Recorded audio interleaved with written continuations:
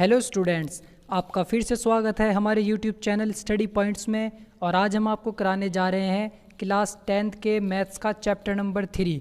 जिन students ने हमारे channel को अभी तक सब्सक्राइब नहीं किया है तो वो जाकर हमारा चैनल सब्सक्राइब कर दें ताकि हमारी आने वाली वीडियो का नोटिफिकेशन आपको मिलता रहे। चलते हैं हम अपने चैप्टर 3 की प्रश्नावली 3.1 पे।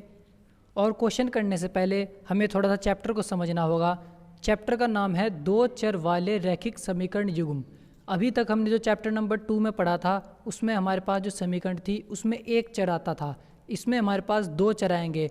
चर हम पहले ही बता चुके हैं, चर होते हैं हमारे x, y, z, u, v, जितने भी अल्फ़ाबेट होते हैं वो हमारे चर होते हैं।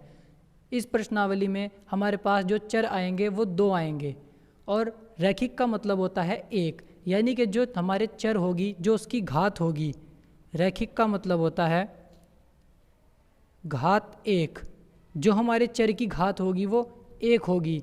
इसीलिए जो दो चर वाले रैखिक समीकरण के युग्म होंगे वो कुछ इस तरह के होंगे। जैसे एग्जाम्पल हम लेते हैं 2x + 3y + 10 = 0। तो ये जो समीकरण है यह दो चर वाली रैखिक समीकरण है, क्योंकि इसमें दो चर हैं। पहला चर है हमारे पास x, दूसरा चर है हमारे पास y।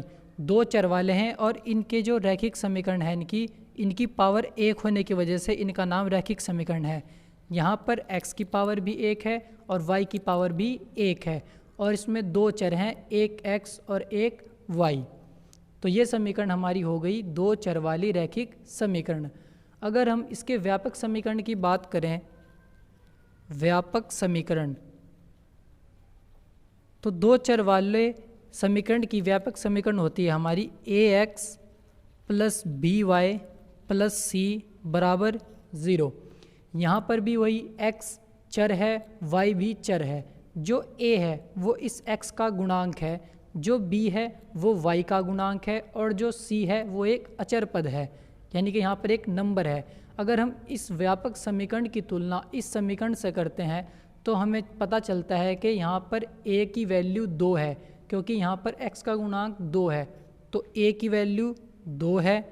b का मान अगर हम यहाँ देखते हैं, b का जो गुणांक है y, b का गुणांक है, तो यहाँ पर इसका मान 3 है, तो b की वैल्यू हमारे पास 3 हो गई। और जो c का मान है यानी कि कोई एक अचर पद, तो यहाँ पर अचर पद एक 10 है, तो यानी कि c का मान हमारे पास क्या आ गया, 10 आ गया। तो इस चैप्टर में हमारे पास जो भी समीकरण या जो हमें क्वेश्चन दिए गए होंगे वो इस रूप में हमें दिए गए होंगे। हमें उन क्वेश्चनों को आगे सॉल्व करना है। तो चलते हैं हमारी प्रश्नावली 3.1 के क्वेश्चन नंबर 1 की तरफ। अब हम चलते हैं अपने क्वेश्चन नंबर 1 की तरफ। क्वेश्चन नंबर 1 में हमें दिया गया है, आफताब अपनी पुत्री से कहता है 7 वर्ष पूर्व मैं तुमसे 7 गुनी आयु का था, अब से 3 वर्ष बाद मैं तुमसे 3 गुनी आयु का रह जाऊंगा। इस स्थिति को बीजगणितीय एवं ग्राफीय रूप में व्यक्त कीजिए। यानी कि इस क्वेश्चन में हमें दो कंडीशन दी गई है, एक 7 वर्ष पूर्व की और एक 3 वर्ष बाद की। और दो हमारे पास एक आफताब और एक पुत्री है जिनकी हमें आयु दी गई है। तो इस क्वेश्चन को करने का तरीका ये है, सबसे पहले हम मान लेंगे, माना आफताब की आयु बराबर x वर्ष तथा पुत्री की आयु y वर्ष। आफताब की आयु को हमने x वर्ष मान लिया और उसकी पुत्री की आयु को हमने y वर्ष मान लिया। अब हम चलते हैं अपनी कंडीशन की तरफ। उसने पहली कंडीशन दी है 7 वर्ष पूर्व, तो 7 वर्ष पूर्व की हमें आयु निकालनी पड़ेगी। तो हम लिखेंगे 7 वर्ष पूर्व आफताब की आयु। पूर्व का मतलब होता है पहले, तो जो अगर अभी आफताब की आयु x है तो 7 वर्ष पूर्व उसकी थी x - 7। अगर पूर्व की बात होगी तो माइनस आएगा, तथा 7 वर्ष पूर्व पुत्री की आयु हो जाएगी y - 7 वर्ष। ये थी 7 वर्ष पूर्व की आयु। फिर वो कहता है क्वेश्चन में कि 7 वर्ष पूर्व मैं तुमसे 7 गुनी आयु का था, यानी कि जो 7 वर्ष पूर्व की आयु है अगर हम उन्हें लिखते हैं ये आफताब की आयु है और ये उसकी पुत्री की। तो जो आफताब है वो अपनी पुत्री से 7 वर्ष 7 गुनी आयु का था, तो इसलिए हमें इसमें 7 से गुना करनी पड़ेगी। 7 से गुना करने के बाद ये हमारे बराबर हो जाएंगे। फिर हम 7 की y में गुना करेंगे तो 7y, 7 की 7 में करेंगे तो 49। अब हम ये 7y को इधर ले आएंगे x के पास, x माइनस 7y, और इस माइनस के 7 को इधर ले जाएंगे प्लस में, प्लस का 7। इतना करने के बाद x माइनस 7y और 49 में से 7 जाएंगे तो माइनस का आ जाएंगे 42। ये हमारे पास समीकरण नंबर 1 बन के आ जाएगी। इस क्वेश्चन में हमें 2 कंडीशन दी गई है, इसलिए हमें 2 ही समीकरण बनानी पड़ेगी। पहली कंडीशन की समीकरण हमने यहाँ तक बना ली। अब इस समीकरण के अनुसार हम इसका बीजगणितीय रूप बनाएंगे, तो हमें एक टेबल बनानी पड़ेगी। टेबल बनाने के बाद हमारे पास एक x है और एक y है। यदि हम इसमें x का मान इस समीकरण में, यदि मैं इस समीकरण में x का मान 0 रख दूं, यदि मैं इसमें x का मान 0 रख दूं तो यहाँ से y का मान आ जाएगा 6, क्योंकि माइनस से माइनस कट जाएगा और 7 6 42, तो y का मान आ जाएगा 6। यदि मैं x का मान 7 रख दूं, मैं यहाँ पर 7 रख दूं तो इधर जाकर वो जुड़ जाएगा, 49 हो जाएगा, और 7 से 7 कट के आ जाएगा 49, तो यानी कि y का मान आ जाएगा 7। इसलिए हमारे पास अब जो हमारे पास ये बिंदु निकल के आए हैं, हम इन्हें मान लेंगे ये A है और ये B है, क्योंकि इन बिंदुओं को फिर हमें ग्राफ पर भी निरूपित करके दिखाना है। ये तो इतना बीजगणितीय रूप हो गया, फिर हमें इसका ग्राफीय रूप भी करना है। अब हम जाते हैं अपनी दूसरी कंडीशन की तरफ। दूसरी कंडीशन में उसने क्या कहा था कि 3 वर्ष बाद, अब हमें 3 वर्ष बाद की आयु निकालनी होगी। 3 वर्ष बाद आफताब की आयु। अब यहाँ पर बाद कहा है तो इसलिए प्लस आएगा, x प्लस 3 वर्ष। इसी तरह 3 वर्ष बाद पुत्री की आयु हो जाएगी y प्लस 3 वर्ष। ये 3 वर्ष बाद की आयु आ गई। फिर वो कहता है कि 3 वर्ष बाद मैं तुमसे 3 गुनी आयु का था, तो इस बार x प्लस 3 आफताब की है और y प्लस 3 उसकी पुत्री की आयु है। इस बार आफताब 3 गुनी कहता है, तो इसलिए यहाँ पर 3 की गुणा कर देंगे। 3 की गुणा करने के बाद 3 से अंदर मल्टीप्लाई करेंगे, 3 की y में करेंगे तो 3y, 3 की 3 में करेंगे तो 3 3 जा 9। अब y को x की तरफ ले जाएंगे तो x माइनस 3y, और प्लस के 3 को इधर भेज देंगे माइनस में, तो x माइनस 3y और 9 में 3 गए 6। तो जो दूसरी कंडीशन के अनुसार हमारे पास समीकरण आती है वो ये बनकर आ जाएगी। अब हमें इस समीकरण का भी ऐसे ही टेबल बना के बीजगणितीय रूप निकालना होगा। अब हमारे पास जो समीकरण है वह है x माइनस 3y बराबर 6। यदि मैं इस समीकरण में x का मान 0 रख दूं तो जो y का मान आएगा वो आएगा 3 2 जा 6, और वो भी माइनस का, तो यानी कि माइनस के 2 आ जाएंगे कट के। और यदि मैं x का मान 6 रख दूं तो यहाँ से 6 प्लस का इधर चल जाएगा माइनस में, और 6 में 6 कट के 0 आ जाएंगे, और 3 इसके अपॉन में चला जाएगा। अगर मैं करके दिखाऊं तो ऐसा हो जाएगा, 6 रखने पे 6 माइनस 3y बराबर 6, 6 से 6 कैंसिल हो गया, इधर 0 आ गया, और 3 इसके अपॉन में चला जाएगा, तो y बराबर आ जाएगा 0 अपॉन माइनस के 3, और y बराबर आ जाएगा 0। तो यानी कि x का मान 6 रखने पर y का मान हमारे पास 0 आ जाएगा। अब ये जो बिंदु आए हैं ये बिंदु हैं हमारे पास C और D। समीकरण 1 से जो हमें बिंदु मिले थे वो थे A और B, और जो समीकरण 2 से हमारे पास बिंदु आए हैं वो हैं C और D। इस क्वेश्चन में हमने बीजगणितीय रूप निकाल लिया है। अब इसका ग्राफीय निरूपण करना पड़ेगा हमें ग्राफ पर। अब हम ग्राफ पेपर पे अपना एक ग्राफ बना लेंगे, जिसमें एक होता है एक्स एक्सिस, एक होता है एक्स डैश। एक्स एक्सिस पे हमारी पॉजिटिव होती है संख्याएं सारी प्लस की, और एक्स डैश पर माइनस की, और ऊपर की तरफ वाई प्लस का और नीचे की तरफ वाई डैश होता है हमारा माइनस का। अब हमारे पास 4 पॉइंट हैं। 4 पॉइंट जो हमारे पास हैं वो है ए 0,6, बी 7,7, सी 0,-2 और डी 6,0। अब हमें इन बिंदुओं को इस ग्राफ पर दर्शाना है। हमें पता होना चाहिए जो पहला निर्देशांक होता है वो हमारा होता है x और दूसरा होता है y। ऐसे ही इसमें x और y। अब हम इन पॉइंट्स को इन ग्राफ पर बनाएंगे। सबसे पहले पॉइंट की बात करते हैं हम a की, जिसमें हमारे पास है 0,6, यानी कि हमें x पर 0 लेना है। यानी कि यहाँ पर होता है हमारा 0, ये होता है हमारा मूल बिंदु 0।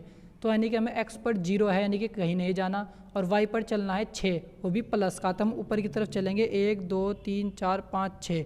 तो जो हमारा A पॉइंट है वो यहाँ पर है, इस पॉइंट पर हमारा है A पॉइंट, जिसके निर्देशांक है हमारे पास, हम लिख देते हैं A 0,6। तो हमें अपना पहला बिंदु मिल चुका है। दूसरा बिंदु है हमारा 7,7, यानी कि x पर भी 7 चलना है और y पर भी 7 चलना है। अब हम x पर 7 चलेंगे प्लस का, तो जब हम ऐसे देखेंगे तो यहाँ पर हमारा आता है x का 7, और अब हमें y पे 7 चलना है, तो हम ऊपर की तरफ 7 चलेंगे, 1 2 3 4 5 6 7। तो हमारे पास ये पॉइंट आ जाएगा, इधर से भी 7 x पे और y से भी 7 पे। तो हम अपना पॉइंट बना लेंगे यहाँ पर। ये जो हमारा होगा B पॉइंट होगा, जिसके निर्देशांक है हमारे पास 7,7। अब हम अपने थर्ड पॉइंट पे चलते हैं। इसमें हमें C पे दिया गया है 0,-2, यानी कि x है हमारे पास 0, हमें यहीं पर रहना है, और y है -2। तो यानी कि अब की बार -2 है, तो ऊपर के बजाय हमें नीचे की तरफ चलना होगा, -2 यहाँ पर। x पर तो 0 ही है और y पर हमारे पास -2, तो ये पॉइंट है हमारे पास C पॉइंट। तो हम लिख लेंगे यहाँ C पॉइंट, जिसके निर्देशांक है 0,-2। अब चलते हैं अपने D पॉइंट पे। D पॉइंट में हमारे पास है 6,0, यानी कि x पर 6 चलना है और y पर 0। तो यानी कि हमें सिर्फ x पर ही चलना है 6, y पर हमें नहीं चलना है। तो D का मान यहाँ पर है हमारा, वो है 6,0। अब हमने सारे बिंदु अपने ग्राफ पर बना लिए हैं। अब हमें करना क्या है, अब हमें इन बिंदुओं को आपस में मिलाना है। अब हमें पता होना चाहिए कि जो हमारा A और B बिंदु थे वो हमारी पहली समीकरण के द्वारा हमारे पास आए थे, तो हमें A से B को मिलाना है। अब हम A से B को मिला देंगे, क्योंकि समीकरण 1 के अकॉर्डिंग हमें प्राप्त हुए थे। उसके बाद जो C और D पॉइंट है वो हमें समीकरण 2 से मिले थे, तो इसलिए हम C और D को मिला देंगे। C और D को मिलाने के बाद हम क्या करेंगे, जो हमारी रेखा आई है हम इस रेखा पे वो समीकरण लिख देंगे जिस समीकरण के कारण ये बिंदु आए हैं, यानी कि हम अपने यहाँ पर पहली समीकरण लिख देंगे, जो हमारी पहली समीकरण आई थी। पहली समीकरण लिख देंगे हम यहाँ x - 7y और बराबर -42। इस पर हम अपनी दूसरी समीकरण लिख देंगे x - 3y बराबर 6। तो ये हमारा बीजगणितीय रूप भी कंप्लीट हो चुका है इस क्वेश्चन का। हमने इसका बीजगणितीय भी करा दिया है और इसका ये ग्राफीय रूप भी करा दिया है। अब चलते हैं अपने सेकंड पॉइंट की तरफ। सेकंड क्वेश्चन में हमें दिया गया है, क्रिकेट टीम के एक कोच ने 3900 रुपये में 3 बल्ले तथा 6 गेंद खरीदी। बाद में उसने एक बल्ला तथा उसी प्रकार की 2 गेंदें 1300 रुपये में खरीदी। इस स्थिति को बीजगणितीय तथा ज्योमेट्री रूप में व्यक्त कीजिए। ये क्वेश्चन भी फर्स्ट क्वेश्चन की तरह है। इसमें भी अभी क्या करना है, माना जो हमारे बल्ले हैं, बल्लों का मूल्य हमने x रुपये मान लिया कि जो हमारे बल्ले हैं वो x रुपीज़ के हैं, तथा गेंदों का मूल्य y रुपीज़, जो गेंद है वो y रुपये की है और जो बल्ले हैं वो x रुपये के हैं। अब जो हमारी पहली कंडीशन बनती है, पहली कंडीशन यह है कि 3 तो बल्ले और 6 गेंद खरीदी गई 3900 रुपये में। तो 3 बल्ले यानी कि x होता है बल्ले के लिए, तो यानी कि 3 तो हो गए हमारे पास x प्लस, और गेंदें हैं 6 यानी कि 6y बराबर कितने रुपए में खरीदी गई, 3900 रुपये में। तो ये हमारी कंडीशन नंबर 1 आ गई कि 3 बल्ले हैं तो 3x, 6 गेंद हैं तो 6y और पैसे हैं 3900 रुपये। तो ये हमारी पहली कंडीशन आ गई। अब पहली कंडीशन जब आ गई हमारी, तब हम इसकी टेबल बनाएंगे। टेबल बनाने के लिए हमें यहाँ पर x का मान रखना पड़ेगा। यदि मैं इस x का मान यहाँ पर 100 रख दूँ, अगर मैं यहाँ x का मान 100 रख दूँ तो 100 की 3 में गुना करके 300 हो जाएगा, और 300 प्लस का इधर माइनस में चला जाएगा। 39 में से 300 जाके यहाँ बच जाएंगे 3600। तो यानी कि हमारे पास आ जाएगा 6y बराबर इधर 3600, और अगर मैं 6 से 3600 का डिवाइड करता हूँ तो आ जाएगा 600। तो y का मान आ जाएगा हमारे पास 600। इस टेबल बनाने के लिए हमें अपनी कैलकुलेशन को थोड़ा फास्ट रखना होगा ताकि हम एकदम कैलकुलेशन कर सकें। अब यहाँ पर हमें x का मान यदि मैं यहाँ पर 300 रख दूँ, अगर मैं x का मान 300 रखता हूँ तो 300 की 3 में करेंगे तो यहाँ पर 900 आ जाएगा, वो इधर जाकर माइनस हो जाएगा तो यहाँ पर 3000 आ जाएगा। यानी कि 6y बराबर 3000। और जब मैं 3000 को 6 से डिवाइड करूँगा तो 500 आ जाएगा, 500। तो जो हमारे पास बिंदु आ गए, ए बिंदु आया है हमारे पास 100 और 600, और जो बी बिंदु आया हमारे पास वो आया है 300 और 500। पहली समीकरण के अनुसार हमारे पास दो बिंदु आ गए। अब हम चलते हैं अपनी दूसरी समीकरण में। दूसरी समीकरण के लिए उसने कहा है बाद में उसने एक बल्ला, यानी कि आपके जो x है वो 1 होगा, और उसी प्रकार 2 गेंदे, जो y होगा वो 2 होगा, और पैसे हैं आपके पास 1300 रुपये। तो हम समीकरण 2 बनाते हैं। समीकरण 2 बनाने के लिए हमें बल्ले हैं 1, तो 1x, गेंदे दी गई थी 2, तो 2y और बराबर 1300। ये हमारी समीकरण नंबर 2 आ गई। समीकरण 2 आ गई तो हम इसका भी टेबल बना लेंगे। इसकी टेबल में हम यहाँ पर x का मान रखेंगे। यदि मैं इस x का मान इसमें समीकरण नंबर 2 में x का मान 500 रखता हूँ, तो यहाँ पर 500 रखता हूँ मैं, 500 की 1 में करेंगे तो 500 ही रहेगा, और वो इधर माइनस में चला जाएगा। तो 1300 में से 500 घटाएंगे जब तो 800 आ जाएगा, तो यानी कि 2y बराबर आ जाएगा 800। और जब 800 को हम 2 से डिवाइड करेंगे तो डिवाइड करके आ जाएगा 400, तो y का मान आता है 400। और यदि फिर मैं इस x की जगह माइनस के 100 रख दूँ, अगर मैं यहाँ x की जगह माइनस के 100 रख दूँ तो वो इधर प्लस में जाएगा और यहाँ पर 1400 हो जाएगा, तो 2y बराबर आ जाएगा 1400। और अगर मैं 1400 को 2 से डिवाइड करता हूँ उसके पॉन में ले जाकर, तो y का मान आ जाएगा हमारे पास 700। तो हमारे पास बिंदु निकल कर आ गए हैं 500 और 400, इसे हम c मान लेंगे, माइनस के 100 और 700 इसे हम d मान लेंगे। अब हमारे पास हमारे चारों बिंदु आ गए हैं, तो हम अपने ग्राफ पर इन बिंदुओं को निरूपित कर लेंगे। हमने ग्राफ बना लिया है और सारे बिंदु हमने ऊपर लिख लिए हैं। अब जो हमने ग्राफ बनाया है हमने उसके एक बॉक्स को 100 लिखा है, क्योंकि अब हमारे पास संख्या बिंदु हमारे पास ज़्यादा आए हैं, तो इसलिए हमने 100, 200, 300 ऐसे अपने ग्राफ बना लिए हैं। अब हमें अपने फर्स्ट पॉइंट को देखना है ए को, जिसमें हमारे पास x का मान है 100 और y का मान है 600। तो यानी कि हमें x का मान 100 चलना है, वो भी प्लस में। तो x का मान 100 है यहाँ पर और y का मान है 600, तो हमें ऊपर को चलना पड़ेगा, 600 यहाँ पर आएगा। तो जो हमारा पहला पॉइंट ए है वो यहाँ पर होगा 100,600। अब हम अपने दूसरे पॉइंट पर चलते हैं। दूसरे पॉइंट में हमें दिया गया है 300 और 500, तो यानी कि हमें x पे चलना है 300। x पर चलेंगे हम 300 प्लस की तरफ, 100, 200, 300, और y पे 500 ऊपर की तरफ, 100, 200, 300, 400, 500। तो हमारा b पॉइंट आएगा यहाँ पर, b पॉइंट आ गया 300,500। अब हमने सी पॉइंट पर चलते हैं। सी पॉइंट पे जो हमें दे रखे हैं वो बिंदु दिए हैं हमें 500 और 400। एक्स पर 500 चलना है और वाई पर 400, तो एक्स पर 500 चलेंगे, यहाँ पर 500 है, और वाई का 400 यहाँ पर है। तो जो हमारा पॉइंट आएगा वो यहाँ पर आएगा, सी पॉइंट 500 और 400। अब डी पॉइंट देखते हैं हम। डी पॉइंट हमारे पास है माइनस के 100 और 700। अब जो माइनस का 100 है वो माइनस का x है, तो यानी कि वो माइनस का तरफ चलना पड़ेगा हमें। तो जो हमारे पास माइनस का 100 है वो इधर है, x डैश की तरफ हमारे पास माइनस का 100 है, और प्लस का 700 हमारे पास यहाँ पर है ऊपर।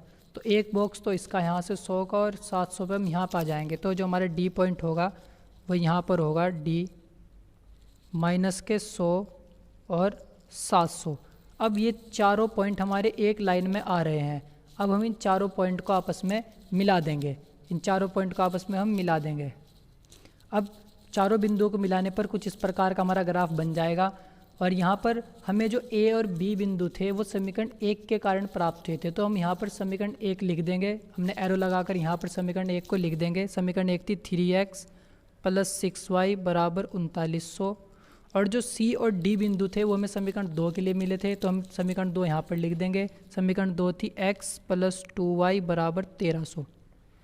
तो इस क्वेश्चन का जो ग्राफीय रूप था वो ये था। यहाँ पर ये क्वेश्चन नंबर 2 कंप्लीट होता है। अब हम चलते हैं अपने क्वेश्चन नंबर 3 की तरफ। और जिन स्टूडेंट्स ने हमारे चैनल को अभी तक सब्सक्राइब नहीं किया है वो हमारे चैनल को सब्सक्राइब कर दें। थर्ड क्वेश्चन में हमें दिया गया है कि 2 किलो सेब और 1 किलो अंगूर का मूल्य किसी दिन 160 रुपये हो जाता है। एक महीने बाद 4 किलो सेब और 2 किलो अंगूर का मूल्य 300 रुपये हो जाता है। इस स्थिति को हमें बीजगणितीय और ज्यामितीय रूप में व्यक्त करना है। इस क्वेश्चन को भी हम करने के लिए माना हम 1 किलो सेब का मूल्य मान लेते हैं x रुपये। तथा 1 किलो अंगूर का मूल्य मान लेते हैं हम ₹y। सेब का मूल्य हमने ₹x मान लिया और अंगूर का मूल्य ₹y। अब पहली कंडीशन के अनुसार हमें 2 किलो सेब और 1 किलो अंगूर का मूल्य 160 है, तो यानी कि x है हमारे पास 2, क्योंकि 2 किलो सेब थे तो 2x प्लस 1 किलो अंगूर यानी कि 1y, और बराबर जो मूल्य है वो कितना है दोनों का 160। तो समीकरण 1 आ गई हमारे पास 2x प्लस 1y बराबर 160। अब हम इसकी टेबल बना लेंगे। टेबल बनाने के लिए हमें x का मान रखना पड़ेगा और x का मान रखने के बाद हमारे पास y का मान कैलकुलेशन करके आ जाएगा। अब हमें x का मान रखना है। यदि मैं इस x का मान 50 रख दूं, अगर मैं यहाँ x का मान 50 रख दूं तो 50 दूनी 100 हो जाएगा और 100 प्लस का इधर माइनस में जाएगा, तो जब 160 में से 100 जाएंगे तो 60 आ जाएगा y का मान। तो x का मान 50 रखने पर y का मान आ जाएगा 60। और यदि मैं x का मान 0 रख दूं, 0 रख दूं, तो ये पूरा 0 हो जाएगा और y का मान आ जाएगा 160। तो शुरू के 2 बिंदु तो हमारे पास मिल चुके हैं। a हमारे पास आया है 50 और 60 और b पॉइंट है हमारे पास 0 और 160। अब चलते हैं अपनी सेकंड कंडीशन पे।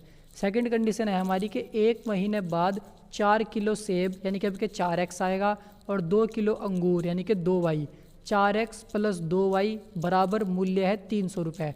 तो हम समीकरण 2 बना लेंगे अपनी, जिसमें 4x प्लस 2y बराबर 300। समीकरण नंबर 2, क्योंकि 4 किलो सेब थे और 2 किलो अंगूर, इसलिए 4x प्लस 2y और उनका टोटल जो हमें कॉस्ट दी गई थी, मूल्य दिया गया था, वो था 300। अब हम इसकी टेबल बना लेंगे। टेबल के लिए हमें कैलकुलेशन करनी पड़ेगी x और y के मान के लिए। यदि हम x का मान 75 रख दें, यहाँ पर x का मान अगर मैं यहाँ पर 75 रखता हूँ तो 75 की 4 में गुणा करके आ जाएगा 300 और प्लस का 300 इधर माइनस पे पास चला जाएगा, तो 300 में से 300 कट के 0 आ जाएगा और 2 भी नीचे जाके 0 हो जाएगा, तो y का मान आ जाएगा बिल्कुल 0। 75 रखने पर यहाँ x का मान, y का मान आता है 0। और अब यहाँ पर दोबारा मैं यदि x का मान 0 रख दूँ, अगर मैं x का मान यहाँ पर 0 रख दूँ तो ये 0 हो जाएगा और 2 से 300 को काट के y का मान आ जाएगा 150। तो जो हमारे पास मान आ गए हैं, 75 रखने पर 0 आया है y का मान और x का मान 0 रखने पर 150 हमारा y का मान है। तो हमारे पास C और D बिंदु भी आ गए हैं। अब हमें इन चारों बिंदुओं को ग्राफ पर बनाना है। हम अपने चारों बिंदुओं को लिख लेंगे। हमारे पास A B C D चारों बिंदु है और हमने जो ग्राफ बनाया है, अब की बार हमने ग्राफ के एक बॉक्स में 50 लिखा है और फिर 100, 150, 200 हमने ऐसे अपना ग्राफ बनाया है। अब हमें पहले पॉइंट में A को दिखाना है जो x पर 50 है और y पर 60 है। अब x पर 50 तो हमारा यहाँ पर आ गया और अब y पर हमें 60 चलना है, तो 50 तक तो यहाँ हो गया और 60 इससे छोटा एक बॉक्स अंदर होगा। बड़े बॉक्स के अंदर भी छोटे छोटे बॉक्स है, जो एक छोटा बॉक्स हम आगे चले गए 60 पर पहुँच जाएंगे। अब यहाँ पर आएगा हमारा A पॉइंट जो होगा हमारे पास 50,60। अब हम अपने B पॉइंट पर चलते हैं। B पॉइंट में x 0 है, तो यानी कि हमें x यहीं पर रहना है 0 पर ही, और y का मान है 160। तो हम ऊपर जाएंगे 150 यहाँ तक और उससे एक छोटा बॉक्स आगे और 160 हमारा पॉइंट आ जाएगा यहाँ पर, जो हमारा B होगा 0,160। C पॉइंट के लिए हमें x पर 75 चलना है और y पर 0 चलना है।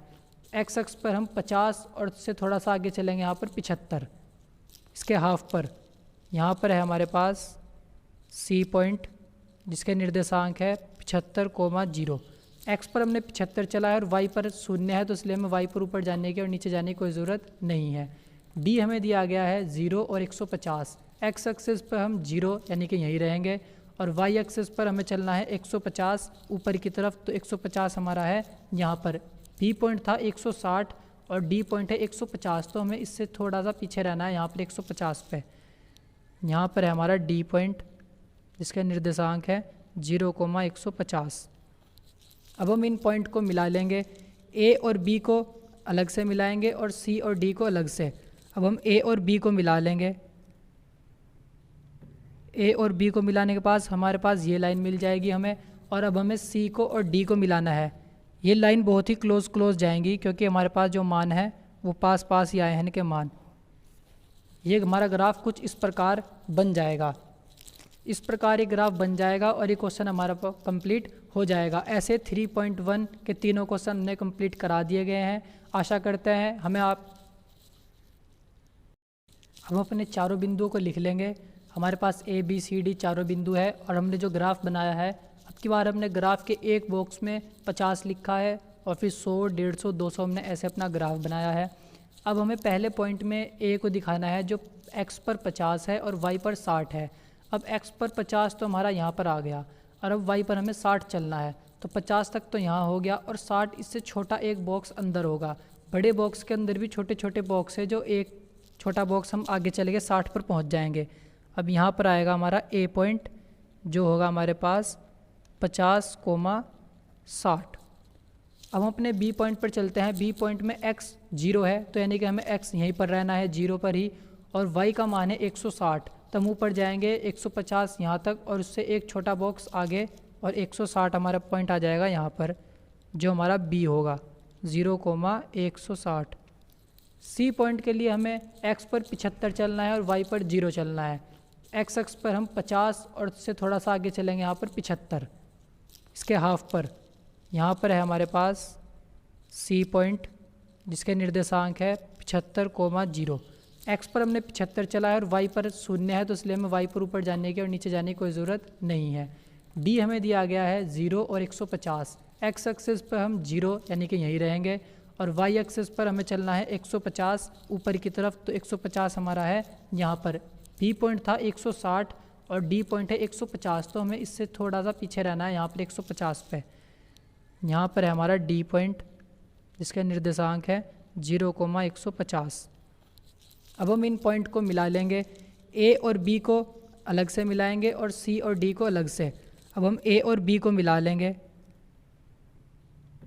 A और B को मिलाने के पास हमारे पास ये लाइन मिल जाएगी हमें, और अब हमें C को और D को मिलाना है। ये लाइन बहुत ही क्लोज जाएंगी क्योंकि हमारे पास जो मान है वो पास पास ही आए हैं इनके मान। ये हमारा ग्राफ कुछ इस प्रकार, ऐसे हमारा ये क्वेश्चन कंप्लीट हो जाता है और यहाँ पर हमारी 3.1 कंप्लीट हो चुकी है। हम आशा करते हैं कि आपको हमारी वीडियो अच्छी लगी होगी, तो चैनल को सब्सक्राइब करना ना भूलें और बेल आइकन को दबाएं ताकि हमारी आने वाली वीडियो का नोटिफिकेशन आपको मिलता रहे।